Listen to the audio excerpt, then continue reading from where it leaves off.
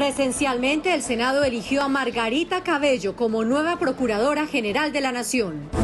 Por primera vez, una mujer estará al frente del Ministerio Público en Colombia. También se eligió a Jorge Enrique Ibáñez como nuevo magistrado de la Corte Constitucional. Primero la vida, la consigna del presidente del Congreso que logró el retorno a la presencialidad. ¿En qué van las investigaciones de las recientes masacres? Gobierno y Fiscalía responden a senadores. Les contamos la historia de la Ciénaga Grande de la Magdalena. Senado evalúa crítica situación. Lo que está causando el confinamiento en los niños del país. Senadores piden medidas.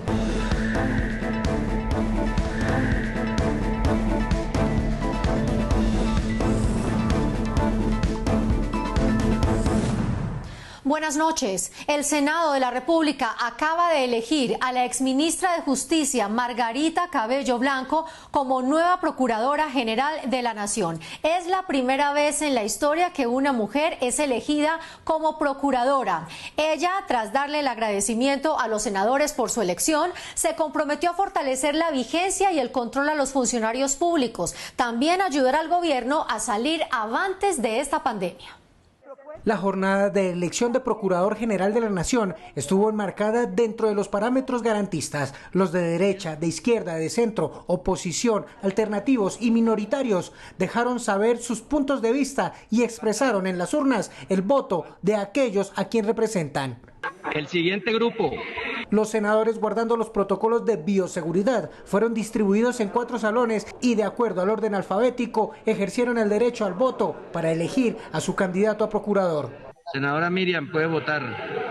Ejercido el voto, la comisión escrutadora entregó los resultados. Por la doctora Margarita Cabello Blanco, 83 votos.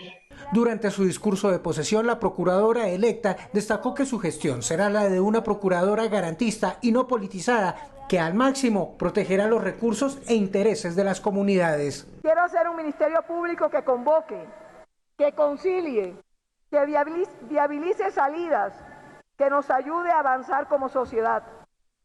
Reitero, la eficiencia y la transparencia será nuestra carta de navegación. Posteriormente, se continuó con el orden del día y se procedió a votar para elegir al magistrado a la Corte Constitucional.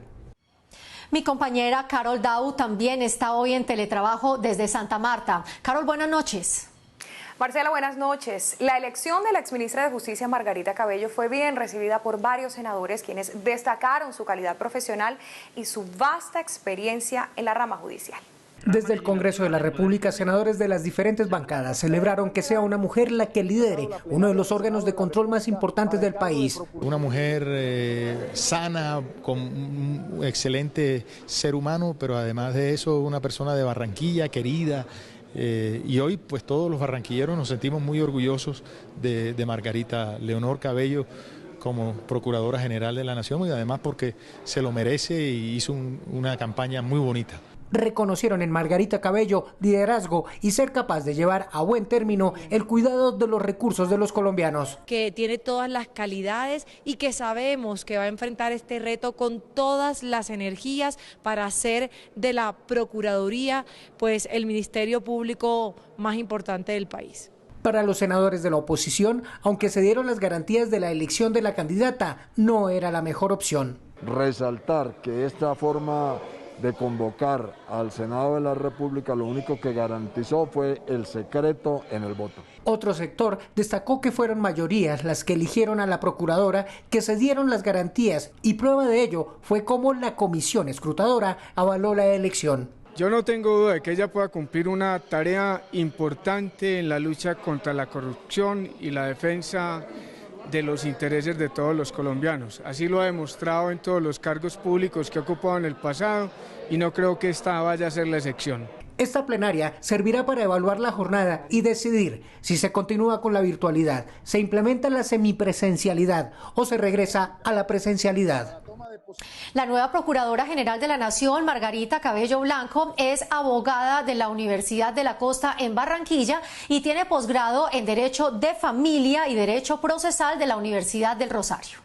Éxito en este trabajo de estos días. Margarita Leonor Cabello Blanco nació en Barranquilla, estudió Derecho en la Universidad de la Costa, también en Barranquilla. Posteriormente, continuó su formación académica en la Universidad del Rosario, donde realizó estudios de posgrado especializándose en Derecho de Familia y Derecho Procesal Civil. Margarita Cabello ostenta el título de ser la segunda mujer colombiana en ser presidenta de la Corte Suprema de Justicia. Hasta antes de ser candidata a la Procuraduría General de la Nación, fue ministra de Justicia. También fue candidata a ser fiscal general de la Nación. Trabajó como coordinadora de la Escuela Judicial Rodrigo Lara Bonilla. También se desempeñó como delegada de la Sala Disciplinaria en la Procuraduría General de la Nación. En el 2013 se posesionó como presidenta de la Sala de Casación Civil de la Corte Suprema de Justicia. Este recorrido de experiencia en la rama judicial llevó a que por mayoría en el Senado de la República fuera electa Margarita Cabello como la primera mujer en ser la Procuradora General de la Nación. La plenaria del Senado también eligió como nuevo magistrado de la Corte Constitucional a Jorge Enrique Ibáñez. Ibáñez es abogado de la Universidad Javeriana, especializado en Derecho Público y PhD en Derechos Humanos y Derecho Penal Internacional de la Universidad Alfonso X el Sabio de Madrid, en España. Luego de varios meses en la virtualidad, se realizó la primera sesión presencial en el Senado. Cumpliendo con un protocolo, los senadores fueron distribuidos alfabéticamente en 4 salones del Capitolio. Uno a uno fue depositando el voto en las urnas instaladas. Miren la historia. Nunca en la larga historia del Congreso de la República se había adelantado una sesión plenaria tan atípica como esta. 107 senadores, divididos en 5 salones, cada uno con su tapabocas y su kit de bioseguridad. Instalados cada uno a prudente distancia, ordenados por estricto orden alfabético. Todo esto para elegir de manera presencial al próximo Procurador General de la Nación y a un magistrado de la Corte Constitucional. No asesores, no escoltas, no periodistas y no espectadores. En esta oportunidad, la sesión plenaria fue algo nunca antes visto. Se pasó de esto a esto. El senador Arturo Char, que desde el pasado 20 de julio preside la corporación, por primera vez pudo dirigir la plenaria desde el recinto del Senado, ya que hasta el momento solo lo había hecho de manera virtual. Muy bien, senador. La ARL ha hecho un acompañamiento muy importante para nosotros tener un informe prácticamente científico de las condiciones de cada uno de los recintos y ese ha sido el apoyo fundamental para nosotros desplegar toda esta logística. En el salón donde generalmente se adelantan las sesiones, esta vez solo pudieron estar los miembros de la mesa directiva, la comisión escrutadora, los voceros de los partidos y movimientos y unos pocos funcionarios de la Secretaría General. Para que haya la suficiente distancia, para que haya la ventilación necesaria y el sacrificio que han hecho los congresistas y los senadores de venir desde sus regiones. Uno a uno, los senadores caminaban desde el salón al que habían sido asignados hasta el recinto principal. Votaban en la urna y salían por la puerta auxiliar. Es darle cumplimiento pleno a la presencialidad hasta donde es posible, teniendo en cuenta las normas de la Ley Quinta y también el fallo 242 de la Corte Constitucional, que no solamente permite este tipo de actividades, sino que le dio una fortaleza grande al Senado de la República y a la Cámara en cuanto a autonomía e independencia de las diferentes ramas. Los elegidos tomaron juramento y se acabó la atípica sesión que incluyó la fotografía oficial de senadores y asistentes con la también atípica nueva prenda, que recordará por siempre los días en que el mundo entero se tapó medio rostro para enfrentar una pandemia. La Comisión de Derechos Humanos del Senado de la República citó al ministro de Defensa, del Interior y al fiscal general para conocer los avances en las investigaciones y los responsables luego de las masacres ocurridas en los últimos días en los departamentos de Cauca, Valle, Nariño, Chocó y Putumayo.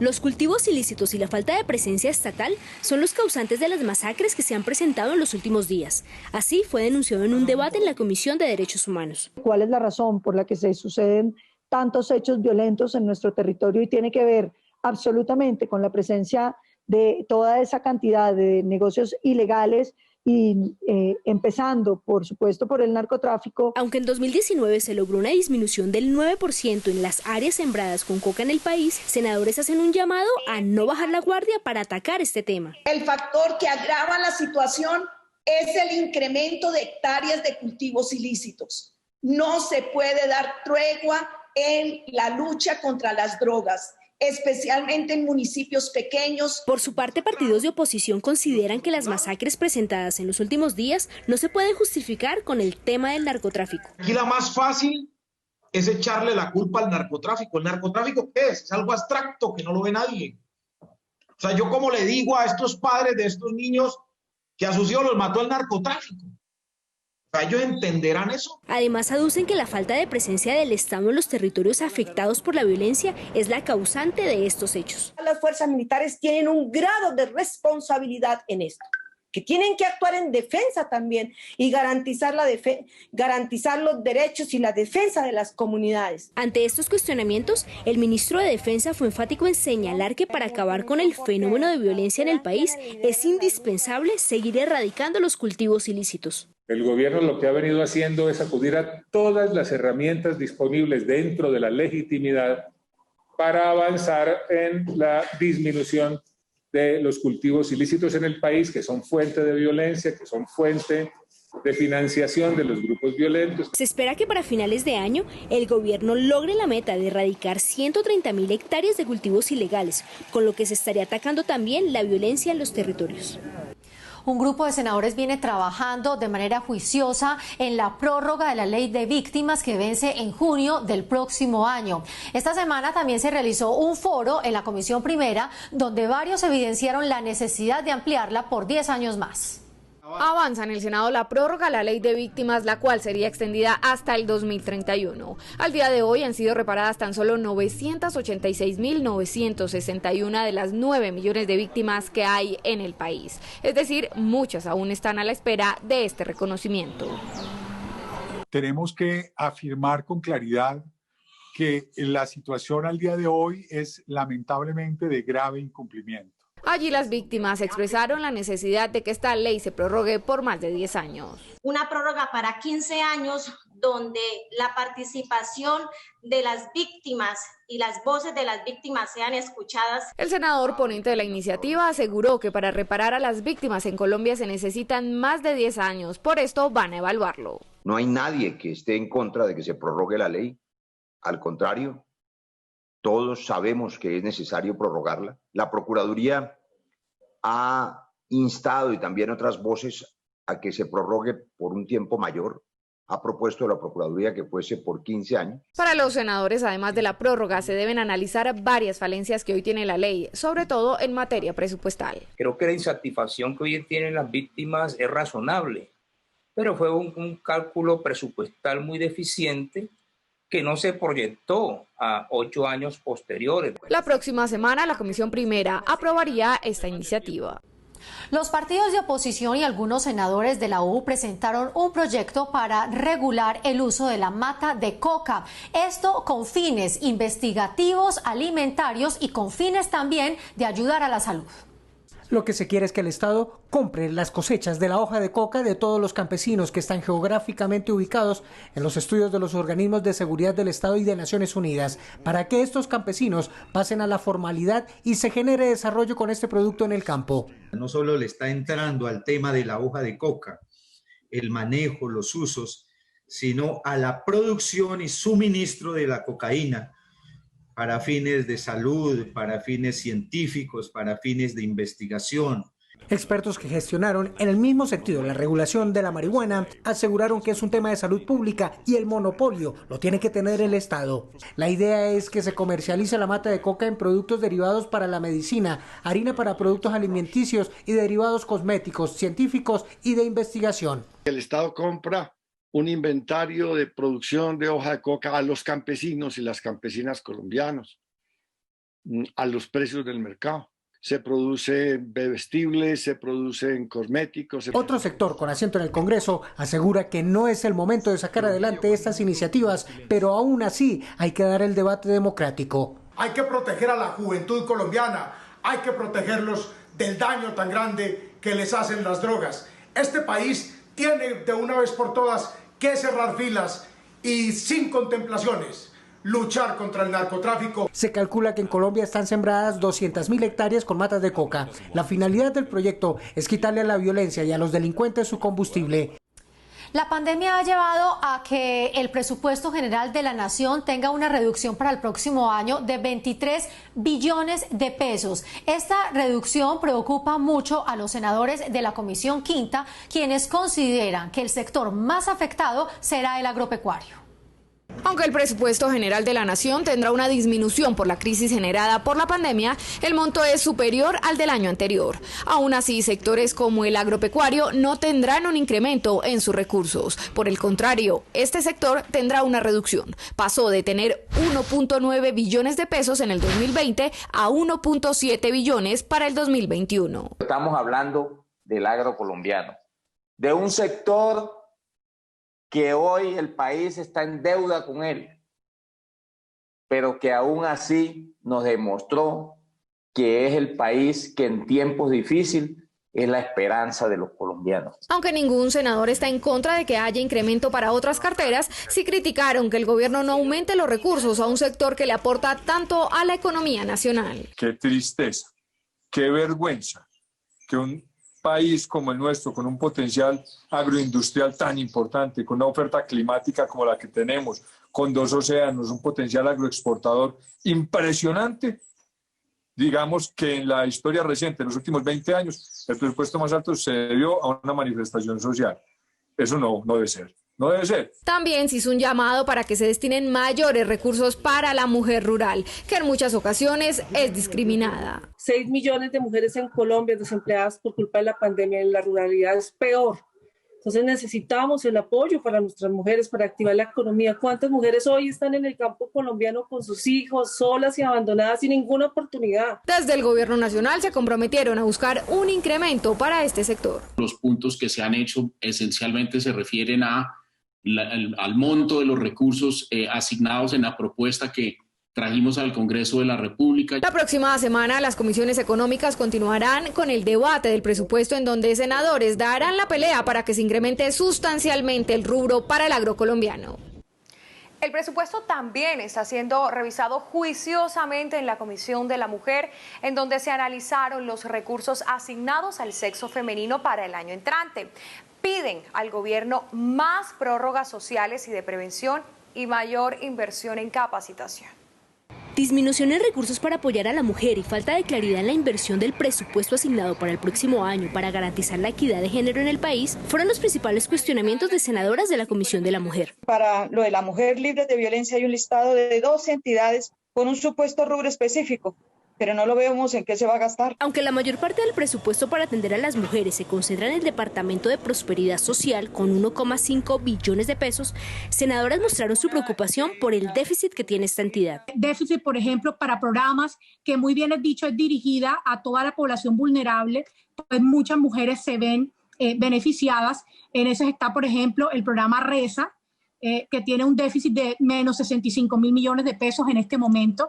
Inclusión productiva, que tiene 0 pesos designados. También pidieron claridad sobre los recursos destinados para apoyar a la mujer rural. Ya está en marcha la ley de mujer rural, que necesita unos recursos, y también sería importante que el ministro de Agricultura nos especifique hacia la mujer rural que hay. Ante estos cuestionamientos, desde el Ministerio de Hacienda señalaron que para la vigencia 2021 se asignarán 1,83 billones de pesos en 38 entidades que manejan los programas de mujer. El presupuesto de inversión es uno de los que más crece, crece más del 20%, y parte de eso fue ser más austeros en los gastos de funcionamiento para permitir que fueran más los recursos de inversión, que en este momento creo que es lo que el país necesita. En los próximos días, la comisión realizará audiencias públicas a fin de que cada ministerio exponga en qué destinará los recursos para la mujer en la vigencia 2021. 23 es el número de esta semana. Son los billones de pesos que se recortaron al presupuesto general de la Nación del año entrante por causa del COVID-19. El dato lo entregó el senador del Partido Conservador, Miguel Barreto, quien ante la contingencia de la pandemia pidió al gobierno que los recursos restantes se distribuyan de forma equitativa en todos los sectores. Muchos en el país desconocen la difícil situación ambiental y social que se vive en la Ciénaga Grande del Magdalena. Por eso, en un debate de control político, varios senadores analizaron qué es lo que está realmente pasando en esa parte del Caribe colombiano. La Ciénaga Grande de Santa Marta es el complejo lagunar más grande de Colombia, conformada por ríos, áreas pantanosas, manglares y más de 100 caños. Ubicada entre el piedemonte de la Sierra Nevada de Santa Marta, la ribera del río Magdalena y parte de la costa Caribe, sus 4.280 kilómetros bañan a 15 municipios del departamento de Magdalena. Pero este ecosistema está siendo afectado, aseguran los senadores, por mafias que extraen carbón y grandes terratenientes que se están apropiando del agua de la ciénaga. Están incrementando obscenamente sus utilidades a costa del hambre y de la pobreza extrema en que se sume la población. La tragedia de Tasajera en la vía Barranquilla-Ciénaga, donde murieron 44 personas, dicen los senadores, es consecuencia de la pobreza de los habitantes de la zona, que ya no pueden vivir de la pesca. De las 27.000 toneladas que se sacaban años atrás, hoy solo se pescan 3.000. Yo quiero decir que los pobladores de Tasajera, de Pueblo Viejo, de esos municipios, lejos de ser unos delincuentes, como algunos han querido decir, son pobladores empobrecidos. Para los legisladores es urgente la recuperación ambiental de la ciénaga, con planes estratégicos para reducir su degradación. Miren cómo se está perdiendo el río Aracataca, el río Fundación y otros ríos, porque el cauce de esos ríos que llegaban a la Ciénaga de Santa Marta hoy no alcanzan ni al 20% de su caudal como antes lo hacían. Al tema ambiental y social se suma además la necesidad de financiación de las vías de doble calzada Ciénaga-Barranquilla y Cartagena-Barranquilla, obras importantes para la competitividad de los departamentos de Atlántico, Bolívar y Magdalena. Nosotros los congresistas y particularmente la bancada de la costa atlántica y la comunidad estaremos preocupados y estamos y seguiremos preocupados por la desfinanciación del tramo de 3.6 billones de pesos. Buscar los recursos para terminar las 2 vías, aseguran los senadores, es prioridad. Nosotros necesitamos destrabar eso. Hacer un recuento histórico de lo que se iba a hacer ya no tiene ningún sentido. Es qué vamos a hacer hacia adelante. Al final del debate, la comisión creó una mesa técnica para revisar las acciones, compromisos y avances para proteger el medio ambiente y la ejecución de las obras. La pelea por la conservación ambiental también se da a través de un proyecto del Partido Centro Democrático que, con el apoyo de varios senadores de la costa y del Caribe, quiere proteger los manglares del país. El proyecto busca garantizar la protección, conservación y restauración de los ecosistemas de manglar, planificando su manejo y aprovechamiento. Colombia tiene cerca de 290.000 hectáreas de manglar y se estima que cada año se pierden 457 de ellas. Lamentablemente nuestro país ha visto deteriorado mucho de las zonas de manglar, el del Parque Isla Salamanca, el del Golfo de Morroquillo, por quemas indiscriminadas, pero también por la contaminación, los rellenos y el uso con otros fines. El ecosistema de manglar no solo es el hogar de diferentes aves y mamíferos, sino también la base económica de muchas familias que se dedican a actividades como la pesca artesanal. Protegen muchas especies de fauna y flora que están en peligro de extinción. Estos manglares evitan la erosión costera. Alrededor del 80% de las especies marinas dependen para su subsistencia de estos ecosistemas. Aseguran los expertos, es necesario generar conciencia ambiental de la importancia de los manglares para las zonas costeras. Estos ecosistemas reducen la velocidad de las tormentas, huracanes y mareas muy fuertes, evitando que los impactos sean muy grandes, sobre todo en las comunidades locales. El proyecto también contempla declarar zona de reserva y protegida el área de manglares zonificados del Golfo de Morroquillo, con el fin de preservar esta importante zona ecológica del país. En la Comisión Primera advirtieron que Colombia está en riesgo de perder más de $1.000 millones por una decisión de Ecopetrol de invertir en la explotación de petróleo en Estados Unidos. El debate de control político realizado en la Comisión Primera del Senado se advirtió sobre una mala inversión que habría hecho Ecopetrol a la hora de comprar acciones de Oxy para exploración de petróleo en Estados Unidos, en donde estarían en juego más de $1.000 millones. Faltó valoración en el riesgo y que la decisión fue irresponsable, porque invirtieron en activos relacionados en yacimientos no convencionales en los Estados Unidos, conociendo pues que se asumían grandes riesgos. Senadores hicieron fuertes críticas por poner en riesgo el dinero de los colombianos. Todo indica que la senadora Andrade tiene razón. Están embolatados 750 millones de dólares, de ellos cerca de 14 millones de los cotizantes de pensiones. En medio del debate, senadores hicieron un llamado a los entes de control para ejercer una mayor inspección y vigilancia con el objetivo de evitar un detrimento patrimonial. Estamos planeando hacer toda la revisión de estas inversiones que ha hecho Ecopetrol, pero en el entendido, vuelvo y digo, del momento en que están entendiendo que estas evidentemente son inversiones de riesgo. Ese es el mundo y el negocio petrolero. Este debate se llevará a la plenaria del Senado para ampliar y visibilizar aún más las falencias cometidas por parte de Ecopetrol en esta negociación. Un trino, el de la senadora Ruby Chagui del Partido Centro Democrático de la cuenta @RubyChagui. En Comisión de la Mujer hemos expresado nuestra preocupación por el déficit de casi 2.2 billones de pesos en el presupuesto en todos los programas de Prosperidad Colombia. Es necesario que se continúen financiando estas iniciativas que ayudan a beneficiar a millones de mujeres. Y el del vicepresidente del Senado, Jaime Durán Barrera, del Partido Liberal, de la cuenta @JaimeDuránBar. Deportar a Mancuso a Italia luego de condena en Estados Unidos es un pésimo precedente para Colombia. Ex jefe paramilitar debe responder con la verdad a la justicia colombiana por crímenes de lesa humanidad cuyas víctimas están ávidas de al menos saber dónde enterraron a sus seres queridos. La familia Moreno puede ser como la suya. Esta vive en Bogotá, ha cumplido de manera juiciosa con todo el aislamiento obligatorio y su hijo de 6 años está presentando síntomas en su comportamiento que preocupa enormemente a sus padres. Miren esta cifra, el 88% de los niños en el país presenta síntomas de afectación mental por ese aislamiento. De esta manera, los senadores llaman la atención para tomar medidas al respecto. Con esta nota de interés para todos, los invitamos a nuestra próxima emisión. Gracias por ver Senado Noticias.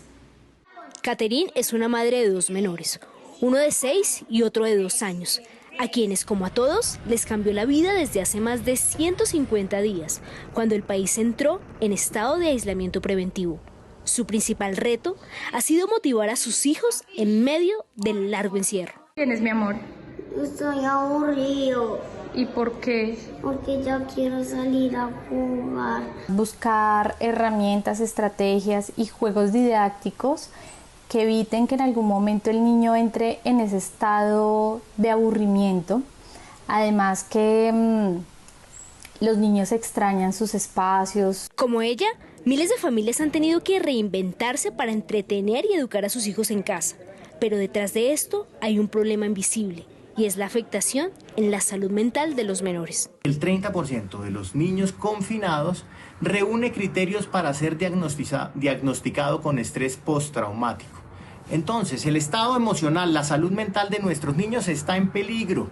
Y los expertos advierten, colegas, que lo peor para su salud mental está por venir. Según un informe del Instituto Colombiano de Neurociencias, el 88% de los niños están presentando síntomas de afectación mental y de comportamiento. Muy importante contar con planes especiales y didácticos para nuestros niños, pero también para aquellos que no van a poder regresar a las aulas, se tiene que tener toda una estrategia para que no vayan a tener dificultades por el estrés mental que genera el aislamiento. Desde la Asociación Colombiana de Psiquiatría señalan que se avecina una pandemia de salud mental. Los servicios de salud deben estar preparados y deben incorporar en su equipo de atención primaria un equipo de salud mental que incluye psiquiatría y psicología como mínimo. Se espera que con las nuevas medidas establecidas en el aislamiento selectivo que inicia en septiembre, se tenga en cuenta estrategias para lograr el esparcimiento de los menores y así cuidar su salud mental.